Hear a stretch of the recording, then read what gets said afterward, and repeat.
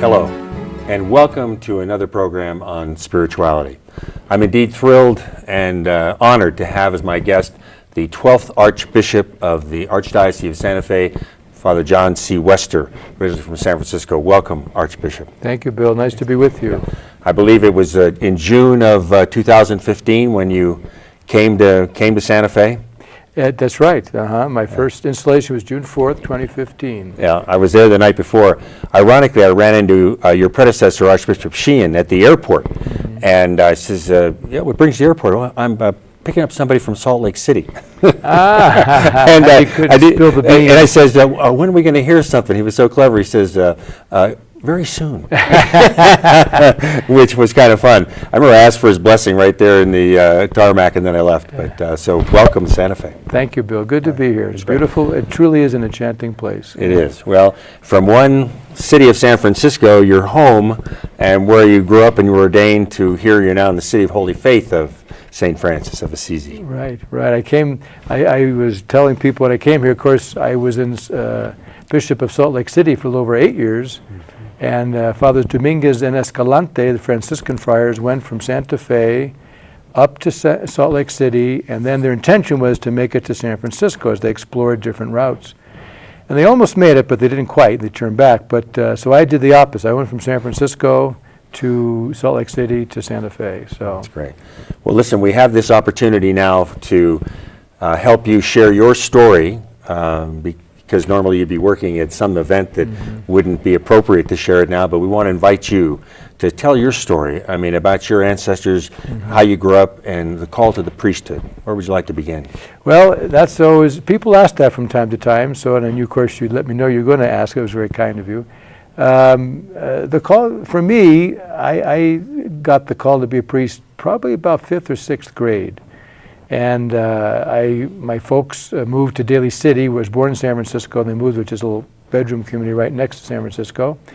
And I was in charge of one of the kids in charge of training the new altar servers.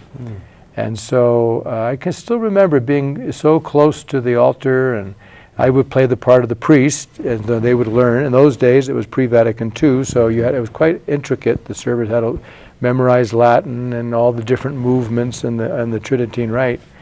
And so I guess this sounds perhaps a little romantic or idealistic, but I was standing there as they were practicing, and I just felt so close to the Lord in the tabernacle, the Blessed Sacrament, and kind of felt that call, the Lord saying, I want you to be a priest. And my mom and dad went to Mass every Sunday. The St. John Paul II always said the home is the first seminary, so I certainly we had a strong faith. We prayed the rosary at home quite a bit, and went to Mass every Sunday, and catechism when I was in public school, and then of course went to Catholic school. So anyway, that all led to my going in the seminary after 8th grade. I went in at 1964 at the age of 13, but sounds odd now, but that was done then. I understand. As a matter of fact, we had about 119 kids in our freshman class in high school. Wow. I want to keep going there because I was also going in that direction. I told you I grew up in Vallejo, up in the north part of the Bay, and I wanted to go to seminary in 8th grade, but my parents had other ideas. Tell us about your parents and ancestors. How did you get to San Francisco, your family? Well, we're Swedish and Irish. I'm a 4th generation San Franciscan, so I take great pride in that. San Franciscans tend to be a little provincial, I should say, and I'm not an exception to that. We give Oakland a bad time. Of course, Oakland passed San Francisco years ago in terms of the Port Authority and all that, but the San Franciscans will say that the best thing about Oakland is the view of San Francisco. But anyway, so my dad's dad, Grandpa Wester, Oscar Wester, was from Sweden. His parents were, I should say, and then my grandma, Nicole, she was Irish, and then my mom's parents, they were both Irish, so I have a lot of Irish and Swedish in me. So how did they get to San Francisco? I mean, what was the I don't know impetus? a whole lot about. I know that from my mom's side, the Egan side, that they all of them came over in the famine. And I have seen, having been bishop in Salt Lake City, I took the advantage of being there, and I have seen the census books, and beautiful script that they have in those days. And so I know that a lot of my ancestors from Ireland came over during the potato famine. I'm not sure about the Swedish part. That I don't know. We started, though, I do know that a lot of our family was started in Baltimore. So the part of my dad's family was in Baltimore. Mom's side came in through Brunswick, that whole northeastern part there of Canada. And then I'd be curious to what got them to San Francisco. I don't know. That's so okay. I hope to do some research on that someday. Okay, I'll tell you my side at another time. But and you have siblings? I do have a brother and 2 sisters, and they each have 3 children. Yeah. And what number are you? I'm the oldest. Okay. Yeah, I'm the oldest. All right. Were your parents receptive to the idea of you going to seminary? They were receptive. They thought that I should go to St. Ignatius first and then go to the seminary. I was probably, and looking back on it now, I was young for my class. I was born in November. And so I was just at the cutoff and probably should have been in the class, behind. But as in those days, that's what they did. And so I was young, and probably, in retrospect, probably would have been a good idea, I suppose, but it was difficult. I was really homesick and all that. And but Mom and Dad always said, John, whatever if God's calling you to the priesthood, we support that. We're so thrilled and happy, and we'd be just tickled if you became a priest. So even though they thought I should they suggested that, we talked about it, and they said, no, I think I'd like to go. And I said, okay, and then go now. And they always said, if you don't like it, if it doesn't appear to be for you, there's no shame. You come home. We're just, right. So. And you're less than an hour away. So tell us about the minor seminary, because those days are around, aren't they? Yeah, those days, less than an hour away, but it might as well have been on the other side of the moon, because you were down there, I guess, comparable to a military school, in the sense that you lived there. We had study hall every single night. We had class Monday through Saturday, and then we had Thursday afternoon and Saturday afternoon were our time off. But otherwise, and then Sunday was off.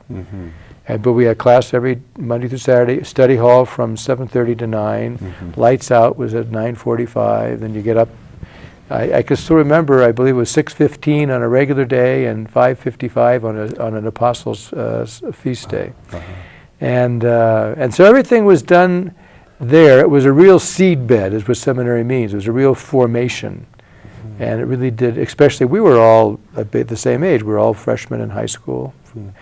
And then in those days, when you were ordained a priest, it was a 12-year program, 4 years high school, 4 years college, 4 years theology, major seminary. And then you'd be ordained at 25. So it was pretty much a consistent thing. Nowadays, of course, it's rare to have a priest ordained at 20. When I ordained a priest now and he's 25, I go, wow, you're just a kid. Yeah. So what about summers? What were they like? Summers, you were home. We went home for summers. And that was just free. You were just home for summer, and you were just there with your family, and then went back in early September.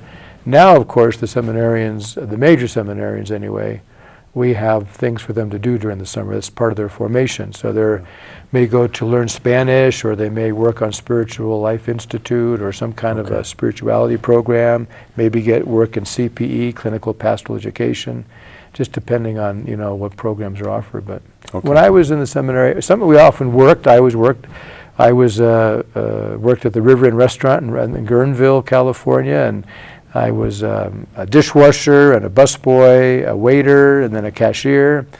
And I worked as a cab driver. I drove Veterans Cab for one summer, and I worked at Montgomery Ward's one summer in the sporting goods department. So you just get a summer job. And so that was through high school and college? That was through high school and college, and then a little bit into the major seminary, yeah. Okay, so what was the name of the minor seminary again? Well, it was St. Joseph's College, and that was a 6-year program. It was 4 years of high school and 2 years of college.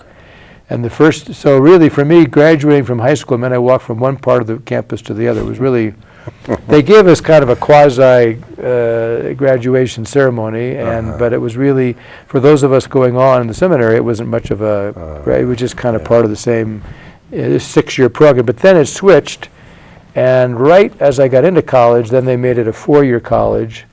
And so then it was 8 years at Mountain View, St. Joseph's College High School, then St. Patrick's College, and then St. Patrick's Major Seminary was in Menlo Park. And who were the teachers? They were mainly Sulpician fathers. The Sulpician fathers staffed both seminaries, the minor and the major, and they were there since 1898. And as a matter of fact, my dearest friend, my very best friend, was Father Gene Conkle, who was a Sulpician father, passed away in 2012 on the feast day of the Exaltation of the Cross, September 14th. But the Sulpicians are wonderful priests, and they still staff seminaries, and their whole calling is to train as priests. Okay, so what was the curriculum different than in a, say, a secular school? What was your curriculum like? The curriculum was very similar, I suspect, with some exceptions. So you would have history and geography and mathematics and science, all the things you'd expect. It was a regular education. But because we went to school 6 days a week, because we had study hall 7 nights a week, there was a certain discipline to it. So there was a lot of times parents would send their kids to the seminary, maybe not so much thinking they're going to be priests, but they figure especially if they're getting into problems, well, this will give them a little bit of discipline, and so not the right reason to go in the seminary. But now we did have, though, an intense Latin program in those days, as you might expect. So I took 5 years of Latin.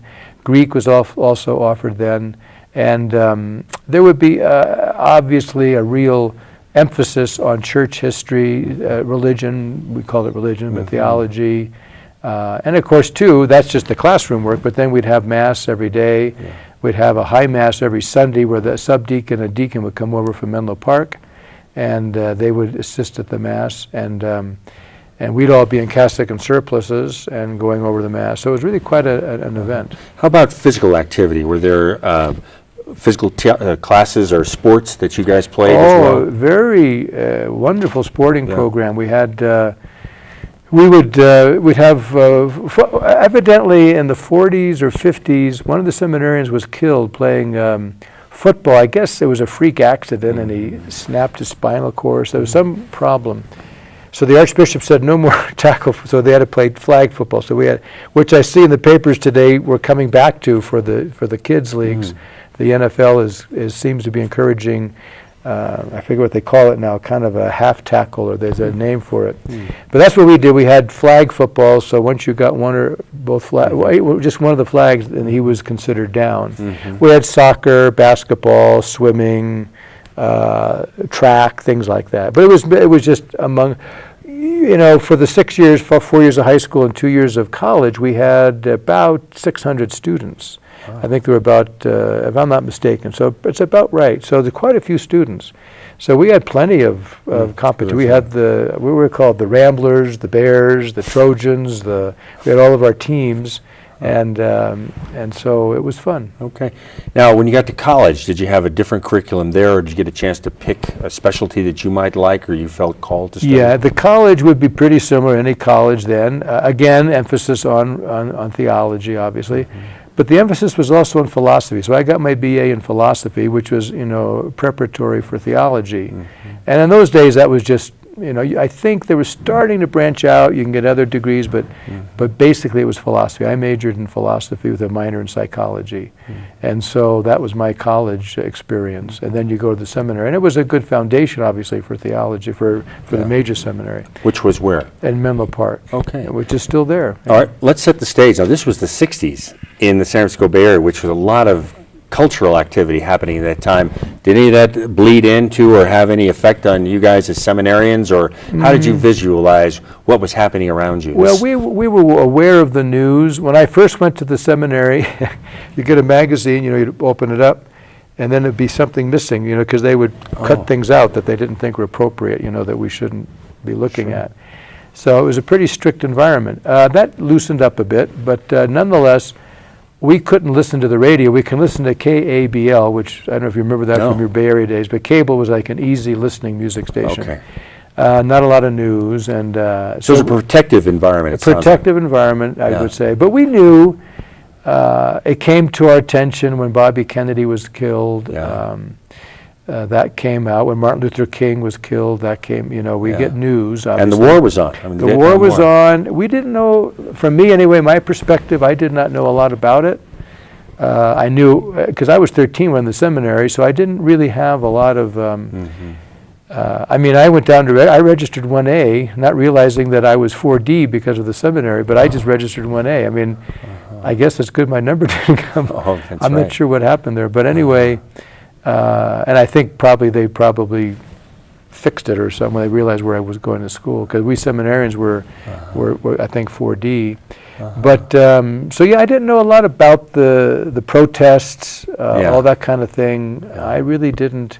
Now we had I can remember as a seminarian having debates toward the end of my high school, beginning of college, about the Vietnam War, and seminarians who's were probably obviously reflecting their parents' views, but so we'd have debates about whether it was moral or not, or whether we should get out or not, and all that.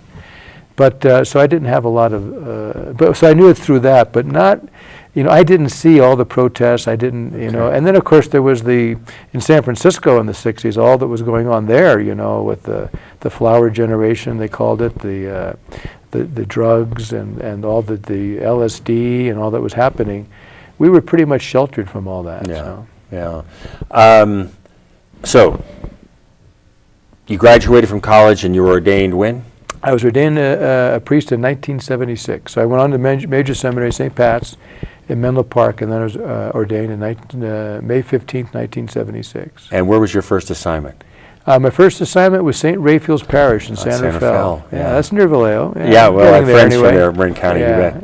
Yeah, lovely parish, had a wonderful pastor, Monsignor Thomas Ignatius Kennedy. He was a great Irish pastor. He had a brother a fireman and a brother a policeman, and we say firefighter now. Yeah.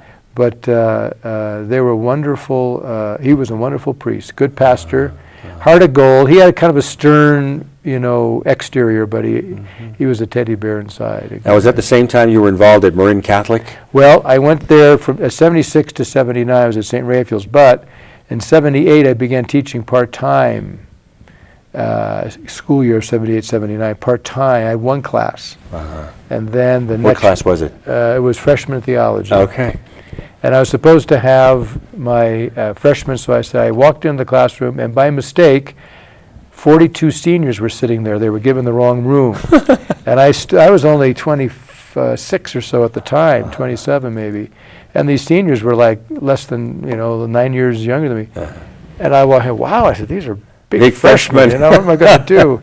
And so Marna Maynard, God rest her, she passed away. She was the vice principal. She came in, and she said, "Oh, sorry, Father Wester, this has been a mistake." Said, "You boys and girls go down to the room 500, and then I said, "We'll have your freshmen here in a minute." And I was in room 303. Well, in walked these 35 nervous, scared freshmen, first day in school. Never had a male teacher. Some of them never had a priest as a teacher. They're in a high school setting. And they're going, so they're kind of sitting there shaking like leaves, and I'm saying, "Oh, I think I can handle these." Okay, so that's your first teaching role right there, huh? Well, yeah, officially, yeah. Yeah. Okay. How did you like teaching? I loved it. It was a lot of fun. It was kind of a lot of OJT. I had to learn as I went along. Yeah. When you're a new teacher, teenagers have a habit of it's like sharks. They can smell blood. They knew that you were a rookie. But then you kind of pass through an invisible wall, and they know that you've been around the block a few times, and then all of a sudden it goes okay. That's great. So I know you have a love for education, because just this morning I saw you talking to all these Catholic kids here. Yeah. And you could see that resonance with them and the rest of it. So take us forward now progressively faster, just in each different role. What was it like when you were ordained? What was your experience just being ordained? You mean in the... Yeah, as a priest. I mean, all of a sudden now you're no longer just receiving the sacraments, you are now... Well, it was wonderful. I just loved... I've always loved being a priest, Bill. It's just a great vocation. It's a great calling. And God is so good. It's... the reason I became a priest was I felt a closeness to God, but also to people. And this brought the two together. As a priest, I can be with people at pivotal times in their lives. People really have a great trust in their priest, and there's just a wonderful sense of community, and they invite you to share their intimate moments, baptisms, weddings, funerals, the sacrament of reconciliation, moments of sacramental moments where God is really with them, where they want God to be with them. And it's just a beautiful call. Every day has been happier than the one before for me as a priest. It's just a great calling to be able to celebrate the Eucharist with people, to be able to pray with them, to be with them, and there's such a variety. I mean, when I was we were very close to San Quentin Penitentiary there, right in Marin. And when the chaplain, Father Jack O'Neill, when he was on a day off, I might be called to give someone the last ride. We had one gentleman, sadly, had hanged himself in his cell. Evidently, he was on some kind of a hit list, and he, just couldn't take the pressure, and he hanged himself. And so I went over there. I've been on death row many times. So I could be in San Quentin at 2 o'clock, then visiting a couple at 4 o'clock, preparing for their wedding, and then another couple at 5 o'clock, preparing to baptize their first baby, and then doing a vigil service, a wake service for someone who's burying their loved one. Just the variety and the way you can connect with people and bring Christ to them in either a liturgical or paraliturgical way. It was just it is a real blessing. Yeah. Never lost that feeling about it. No, I never have. It's just a great opportunity. So much has changed since I've been ordained 41 years ago this year. And it's changed in some ways for the better. There was a certain clericalism in San Francisco then. Priests were on a pedestal, and that's really changed a lot. And I think in many ways for the better in that, priests are not seen as holier than thou, but they're one with us. They're working out their salvation in our midst as the people serving the people of God. And I think that's a good thing. Clericalism's not a good thing. But in those days, San Francisco was a very Catholic city.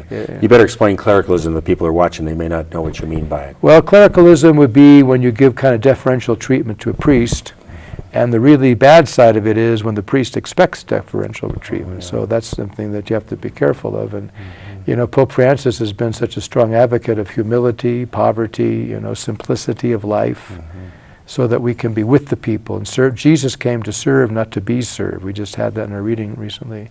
That's a very important part of priesthood, that we're there to be of service. That you're called from the people of God, by God, from the people of God, to serve the people of God. So it's not something that you take on to be better than or to get extra special treatment, but you do it rather to be of service. And that's been priests are wonderful. I just find priests to be very giving and generous. You don't become a priest, obviously, because you're interested in just yourself. You're interested in helping others. That's your motivation. But you have an unusual call. I don't know how much time we have left, but I assume that when you talk to fellows that have come on to priest, what do you say to them if they're discerning their call? Well, one of the things I say is to really pray, to listen to the Lord, because God's the one that gives the call, through the instrumentality of the church, obviously, but it's God's call. And so to listen, which is not easy to do in our society. We're always talking, so to listen, to be in quiet prayer. I think also is I recommend that they say, what makes you happy? What really makes you fulfilled? I don't mean happy in a giddy sense, but I mean deeply happy, deeply fulfilled. And if it seems to be responding to prayer and to helping other people, then those two go nicely together. Because the priest is more than a social worker. He's not just a social worker. He's somebody who brings Christ to people. He's an alter Christus, another Christ. And so you're there to be there for people and with people and to serve people. So, but if that makes you happy, that gives you deep joy. I remember Len Filippini was a major seminarian. Mom and Dad and I, when I was in 7th grade, went to tour the major seminary. I must have asked him that question. How do you know you're called to be a priest? He says, well, when you think about it, do you feel really happy, filled with joy? Does it give you something like an attraction, a longing, a yearning, a yen for this? And I said, yeah, I feel that. He said, well, you probably have a vocation, so. That's great. And how has your relationship with your family changed since you become a priest and now a bishop? And old friends, do you notice a difference there? Are they trying to give you a little clerical sense of it, or they keep you humble? No, they keep me humble. Yeah. I'd say I'm reminded of Bishop Ken Utner. He tells the story when he became a bishop. He's the bishop of Saginaw, Michigan, and he made a joke with his family after his ordination as bishop. He said, well, technically you're supposed to call me Your Excellency, to his brothers and sisters.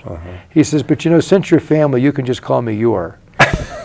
And so they said, okay, you're a nut. But anyway, no, family is family. I think Mom and Dad were thrilled that I became a priest and a bishop. I think Mom and Dad, I think, realized, though, there was a little note of the shadow of the cross when I became a bishop, because of the fact that I think they realized innately that I could be moved beyond San Francisco Archdiocese, which is what happened. So I don't think they wanted me to move too far away, as parents enjoy having their children close by. But they support me, always supported me, and they said, well, you're there to serve the church, and that's what we want, and that, so. Yeah, we're going to pursue more of that in the second section about that movement from priest on the way of Monsignor and the other roles that you play, so that we'll give them a chance to see the different kind of positions you've had and the responsibilities that change. But anything more about your early life that comes to mind now that might be of help to somebody out there discerning a vocation? Well, I would just say, it's, to me, as I indicated in the beginning at the top of our program, it's important to stay connected with the Catholic community, to be of service in the community, whatever that might be. For me, it was training altar servers, but it could be anything, but to be with people in the church, and that's where the call is going to come from, I have nothing against pool halls, but if you're spending all your time in a pool hall, there's not a lot of references to the church and priesthood, but you need to be able to, and actually we had a pool table in the seminary, and I got kind of good at it, but anyway, that's another story. Okay. But, so I think, just to be discern, and to be listening in your prayer, to listen to God's call. What is it that you really want to do? And to really discern that. Don't be taken by what society says or commercials, because we get bombarded with, if you want to be happy, then have a lot of material things, and have a lot of money, and have a big car and a big house, and have a perfect smile and perfect hair and perfect teeth and all. But don't listen to that. That's not happiness. That has nothing to do with happiness. That's all selling a product. Yeah. Where is your heart? Where is your heart leading you? That's what you need to listen to. Okay, that's great. Well, we've come to the end of this particular segment. I want to thank our camera people, Casey and Wendy, and our director, George, for this. Please stay tuned next week for the second interview with Archbishop Wester. We'll get into more of the church and what the benefits are of the church for you if you're considering what your spiritual life will need. So I'm Bill O'Donnell. On behalf of everybody here at Spirituality TV, I want to thank you for viewing, and stay tuned next week for part 2 of our interview with Archbishop John Charles Wester, the 12th Archbishop of San Francisco. Santa Fe.